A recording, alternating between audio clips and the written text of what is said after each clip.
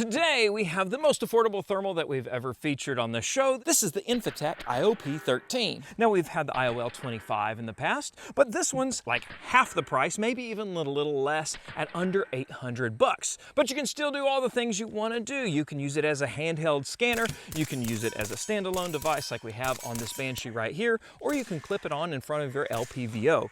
It's a real tactical type design because it has a kill flash. Infitac's the only one I've known that have put kill flashes in front of their thermals. You have a shuttered eye cup and it's focus free. You're not going to have to say, hey, this thing's close, this thing's far, and adjust it the whole time. And then it has an RMR footprint mount on the side, which is really great. Now the red dot we have on today is the Strike Industries Seeker, and Strike Industries is our sponsor for today. So go make sure that you check them out. They actually made this stock. This is their double fold stock for an AR platform or just anything with a Picatinny rail. And then they have their budget friendly poly FSA that's under 99 bucks. They make accessories for ARs and Glocks, CZs, HK. They have a new 1022 chassis that you're going to want to check out. It's got a full Arca rail on the front, and then everybody's really flipping out over their PS90 chassis. This thing makes it look all the more cooler, so go check them out at Strike Industries, and you can try code TOPSHOT10 for a limited time for 10% off. So being that this is a more budget-friendly optic, there is of course a trade-off, and that's going to be your resolution. This is the lower 256 resolution, so you're not going to have the most clearest image, especially at long distances. Within 100 yards, you're good though. So my kind of rule of thumb is hey, if you're comfortable using a red dot on that setup, it's probably a good setup for this thermal. So we have it on a 22 now, but we're gonna put it on a 9mm later because it's really gonna fill at home there. Now, even though it's a lower resolution, it has their SRE algorithm, and you can actually turn it on or off. And I'll tell you what, you can really see how much it smooths out the lines.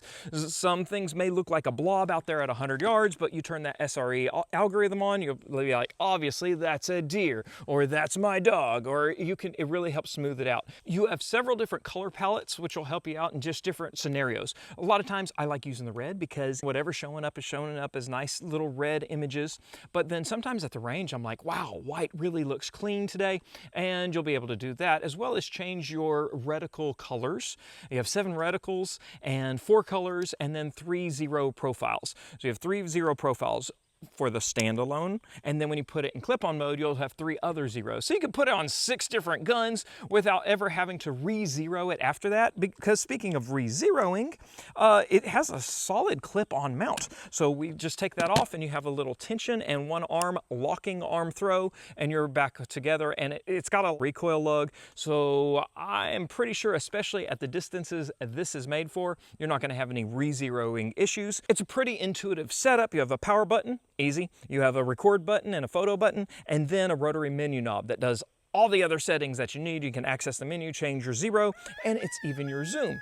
You have a 1, a 3, and a 6 power zoom, and there's a Wi-Fi setting. They call it their IoT, that their Wi-Fi setting will allow you to stream to your device, of course, to download everything that you need.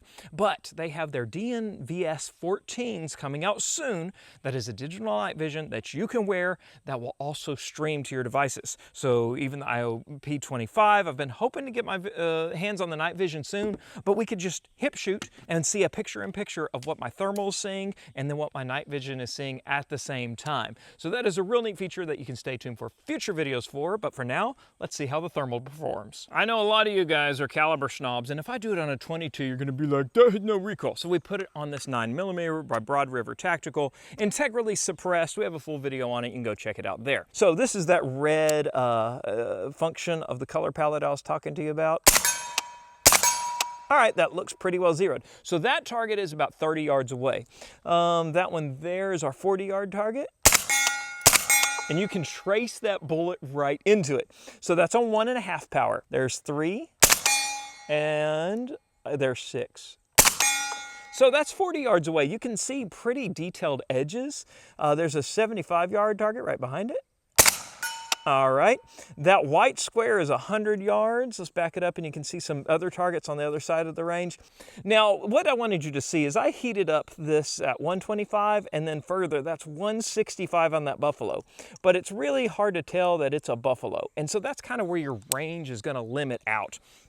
So as I'm at 1.5 power here, everything looks pretty good, and you can tell just how much it's sensing. Now, it's a ridiculously cloudy and humid day, so we're not getting much ambient heat. So the ones that you see are shining, we hit with a propane torch so you can see. But of course, I'll have other footage for you to see how it works in a real life condition with deer and dogs and a fox and all that other stuff. So we have the app started up, and I'm hiding behind the tree just to demonstrate how this Wi-Fi setting works.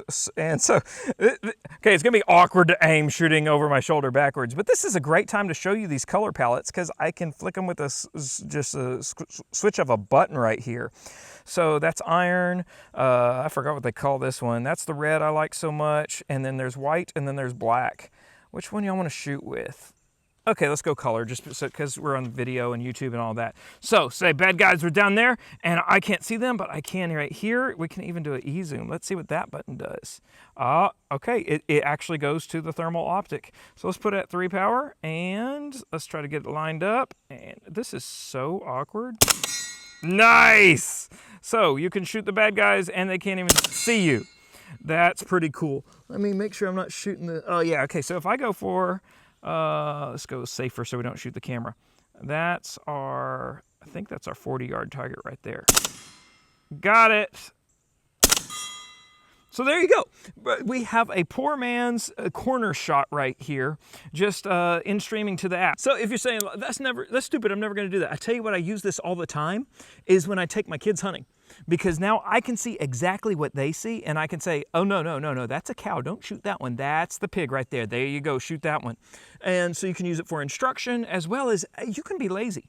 You could put this out in a tripod in your field that has all the hogs coming in and out, put an external battery source on it on the USB-C, and just go inside your nice warm cabin and just keep checking your phone until you have something on thermal. So we're gonna show you what clip-on mode means, and it's just when you put it in front of your existing optic. There's a pro to this. You don't have to take your old optic off. So it's like, now I'm a thermal, now I'm not a thermal. That has its place. You do have to zero it though. So I did that earlier. We got a crude zero. So we're recording on the optic, and when we put it in clip-on mode, it shrinks everything on that screen, as well as taking the reticle away, because you're going to be using the reticle in your existing scope. So it also helps if it's illuminated. So this one is illuminated, and you're going to want to put it about 1 to 3 power. If you go over 3 power, it really kind of just gets fuzzy because you're just zooming into a screen at that point.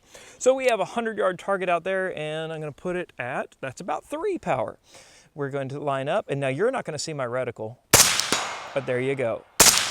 That's 100 yards on and off, returning to 0. So there is a target out there at 165 yards. Now you can tell on the optic itself, it just looks fuzzy. You can't tell that it looks like a buffalo, but you know, since we're out here, we know it's a buffalo, so we're gonna go ahead and engage it. I'm gonna hold over. Nope. Ooh. There we go. The misses are because earlier, like I said, we had a crude 0, so I'm having to hold a little bit on the right edge. But that's how a clip-on function works, and it gives you a nice little case of dual functionality. Okay, now we're empty. It's a little gassy though. Okay, so if you're looking for an affordable optic and you don't need that long range capability, you may have found what you want in the IOL13. Now, as for batteries, it takes the single cell rechargeable battery with a USB-C recharger, and one battery will power it for at least 7 hours. You know what? We had a very good question earlier. How much is boot up time? You needed to rack fast and your guns off because you're using it for self-defense though. That's kind of iffy. So I'm gonna 1,000, 2, 1,000. 12, 1,000, and then we have an image. So we have 12 seconds to be able to use it, but at least it wasn't laggy or once it did boot up. That's why your RMR backup plate is so important if you're gonna be using this for self-defense in any way. And what we also learned with this today is by putting gat-cat-till out there all the way to 200 yards, you can detect, but you can't identify that far out. And then their image enhancement helps tremendously. In fact, I would say it smoothed it out like by 300%. It was that impressive once we turned that image enhancement on and off. So like I said earlier, this is one of the most affordable thermals that we've ever tested at only $799. I'll have a link on it down on my link tree so y'all can click that on the platforms, and maybe this QR code right here will have that so that you can check it out there. Thanks for watching today, guys. Okay, I love you, bye-bye.